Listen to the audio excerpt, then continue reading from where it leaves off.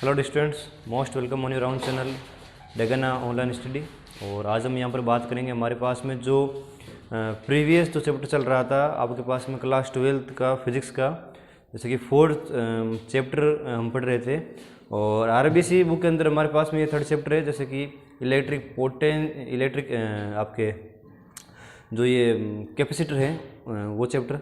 और उस कैपेसिटर के अंदर हम ऑलमोस्ट सारी चीज़ें हमारे पास में कवर हो गई कि जो कैपेसिटर का आपके पास में पैरेलल कॉम्बिनेशन है और जैसे आप मान सकते हो सीरीज कॉम्बिनेशन है, उस कॉम्बिनेशन के प्रोसेस को हमने पढ़ लिया था। अब हम बात करेंगे हमारे पास में जो लास्ट के अंदर एक डेरिवेशन आएगा कि जब संधारित्र जो हमारे पास में होते हैं उन संधारित्रों का जो संयोजन हम करते हैं, तो उसमें सामान्य विभव और पुनर्वितरण के बारे में हम लोग आज बात करेंगे।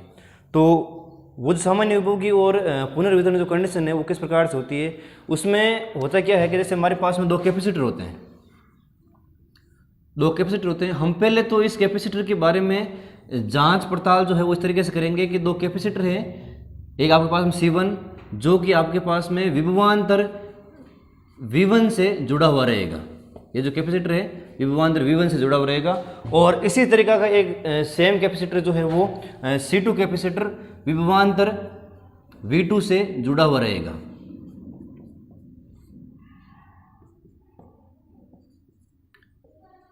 ठीक है, तो हमारे पास में एग्जैक्ट लास्ट के अंदर एक कंडीशन ये हमारे पास अप्लाई करनी है कि ये हमारे पास जो दोनों विभवांतर है ना, ये दोनों विभवांतर समान किस परिस्थिति के अंदर होंगे। एक बात ये हमें ध्यान रख करके आगे सामान्य विभव है वो बनाना है। और वो सामान्य विभव तब बनेगा जब ये दोनों कैपेसिटर जो होंगे वो जो दोनों कैपेसिटर होंगे वो दोनों कैपेसिटर का जो इलेक्ट्रिक पोटेंशियल है वो कांस्टेंट होगा। ठीक है बच्चों, तो कांस्टेंट करने के लिए क्या करना पड़ेगा, हमारे पास में सबसे पहले इन दोनों जो ये हमारे पास में डायग्राम जो बने हुए हैं या फिर आप कह सकते हो सर्किट बने हुए हैं, इन सर्किट को जोड़ना पड़ेगा। और सर्किट को जोड़ने के बाद में इनके बीच में एक कांस्टेंट जो इलेक्ट्रिक पोटेंशियल है उसका फ्लो होगा। तो कांस्टेंट इलेक्ट्रिक पोटेंशियल जो फ्लो होगा वही हमारे पास में लास्ट के अंदर एक नॉर्मल जो पोटेंशियल है वो वैल्यू हमारे पास में फाइंड आउट हो जाएगी। ठीक है, तो जैसे कि आप लोग इसका जो डेरिवेशन है वो आपको इस प्रकार से हो जाएगा कि आवेशों के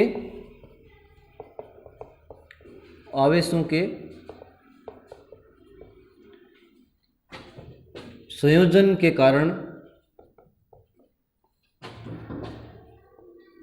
पुनर्वितरण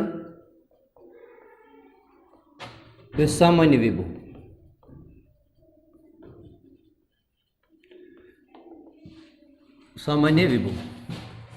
ठीक है, तो ये आपके पास में जो चीज़ है वो आपके पास में हो गई। स्टेप फर्स्ट हमने देख लिया कि इस स्टेप फर्स्ट के अंदर आपके पास में सर्किट जो होंगे वो इस पोजीशन के अंदर अवेलेबल रहेंगे। और जो स्टेप सेकंड हम बात करेंगे कि हमारे पास में ये जो स्टेप, इस स्टेप के अंदर ये स्थिति जो है वो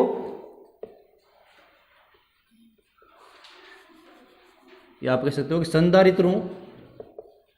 संधारित्रों के संयोजन से पूर्व की एक स्थिति है। और आगे हम बात करेंगे स्टेप सेकंड के अंदर संधारित्रों के संयोजन के बाद जब इन दोनों कैपेसिटर का हम संयोजन कर लेंगे तो हमारे पास में जो इलेक्ट्रिक पोटेंशियल की जो वैल्यू हो जाएगी वो आपके पास में जैसे कि इक्वल होगी या आप कह सकते हो कांस्टेंट होगी। जैसे इस टाइप से ये आपके पास में एक कैपेसिटर यहाँ पर लगेगा C1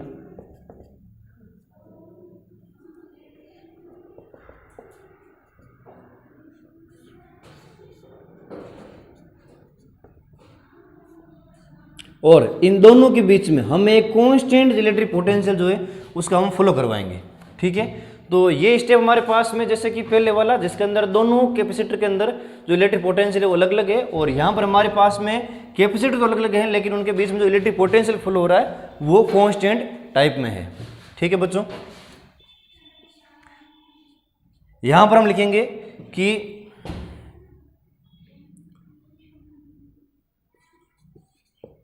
जब संधारित्रों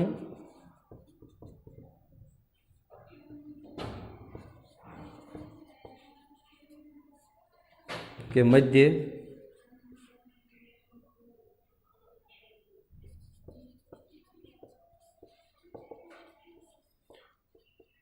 एक नियत मान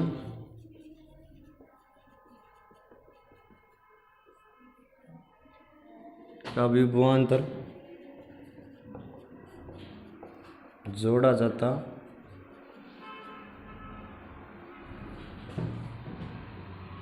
है तो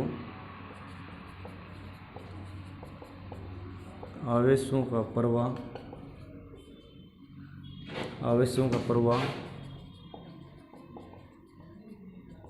संयोजन से पहले उच्चतम विभव से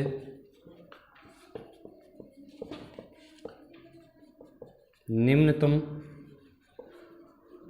विभव की ओर होगा। आवेशों का ये प्रवाह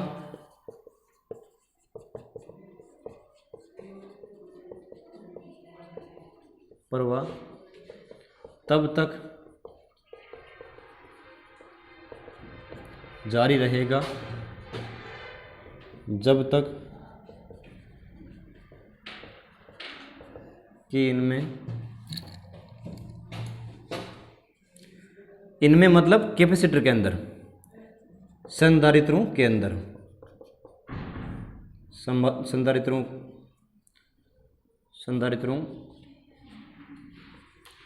का विभव समान न हो जाए।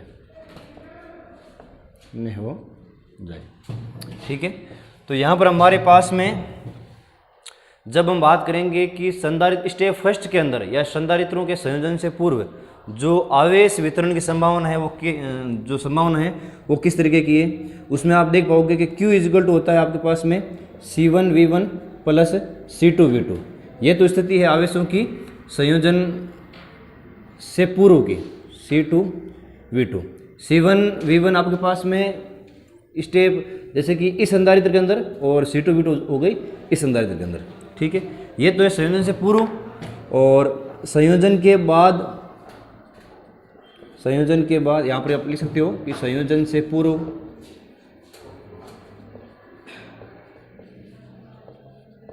आवेशों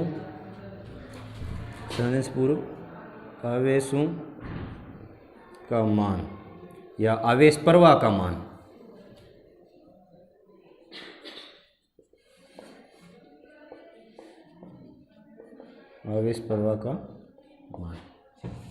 संयोजन के पश्चात आवेश प्रवाह Q equal to Q dash equal to C1V plus C2V। ये आप कह सकते हो यहाँ पर V जो है वो कॉमन है दोनों के अंदर, तो V कोष्टक C1 प्लस C2। यहाँ पर हमारे पास में ये वैल्यू हो गई। अब आवेश संरक्षण सिद्धांत से हम क्या लिख सकते हैं कि आवेश संरक्षण के सिद्धांत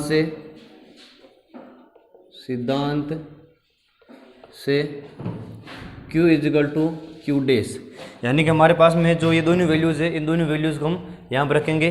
Q की वैल्यू क्या है C1V1 प्लस C2V2 बराबर Q डैश की वैल्यू क्या है हमारे पास में V C1 प्लस C2। ठीक है, तो अब यहाँ पर हम क्या करेंगे कि जो V है इसकी वैल्यू को हम फाइंड आउट कर लेंगे कि V बराबर C1V1 प्लस C2V2 बराबर C1 प्लस C2। वज्र गुणा करने पर हमारे पास में इस तरीके का एक मान है वो प्राप्त होता है। ठीक है, तो ये हमारे पास में जो मान है वो आप देख सकते हो कि एक नियत मान है विभवांतर का। तो अगर ये नियत मान है तो यही हमारे पास में नियत मान का मतलब होता है कि जो संयोजन के पश्चात में या संयोजन के बाद में जो विभव उत्पन्न होगा इस दोनों संधारित्रों के संयोजन के कारण से, तो उसका मान आपके पास हो जाएगा V equal to C1V1 plus C2V2 upon C1 plus C2। ठीक है, तो यहाँ पर आप लिख सकते हो कि ये संधारित्र में संयोजन के पश्चात उत्पन्न सामान्य विभव का एक सूत्र है। ठीक है, तो यहाँ पर हमारे पास में सामान्य विभव का सूत्र आ गया। अब हम बात करेंगे हमारे पास में कि जो पुनर्वितरण है आवेशों का वो किस तरीके से होता है।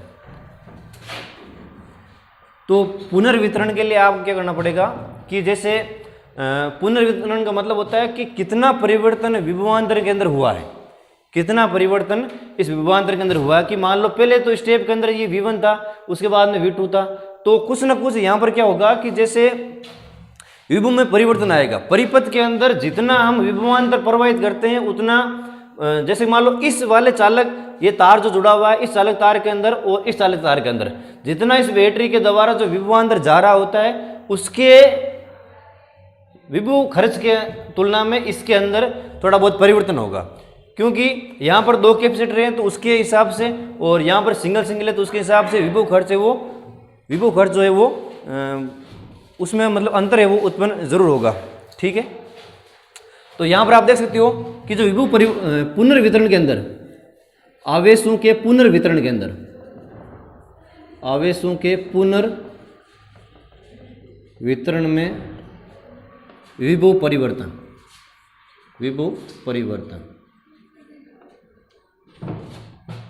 यहां पर हम देखेंगे जो हमारे पास मान है डेल V का वो हो जाएगा V माइनस V1। ठीक है, V माइनस V1 हो जाएगा। तो यहां पर आप देख सकते हो कि del V equal to C1V1 plus C2V2 upon C1 plus C2 minus V1। तो इस टाइप से आप कंप्लीटली जो वैल्यू है वो एक स्टेप में निकाल सकते हो। ठीक है बच्चों, तो इसी तरीके से हम क्या करेंगे कि लास्ट के अंदर जो हमारे पास में वैल्यू आएगी, एक तो आपके पास में इस टाइप से हो जाएगी वैल्यू, और एक हो जाएगी आपके पास में del V equal to V2 minus V1। ठीक है, तो यहां पर हम क्या कर लेंगे वापस से del V equal to V2 minus V, तो V2 minus C1V1 plus C2V2 upon C1 plus C2। इस स्टेप के द्वारा हम क्या करेंगे कि जो आवेशों का पुनर्वितरण है उसका मान हम निकाल पाएंगे। ठीक है बच्चों, और इस मान के थ्रू हम समझ लेंगे कि किस प्रकार से दोनों संधारित्रों के मान में या दोनों संधारित्रों के अंदर जो विभवांतर का प्रवाह हो रहा है, जो विभव का प्रवाह हो रहा है, वो विभव का प्रवाह भी उनमें भी मतलब जैसे कि मानों में थोड़ा बहुत परिवर्तन जरूर होगा। क्योंकि लास्ट के अंदर हम देखेंगे कि ये जो अनुपात आएगा वो इन दोनों के विभवांतर के अनुपात और दोनों के संधारित्रों के दोनों के अनुपात के बराबर आ जाएगा। ठीक है बच्चों,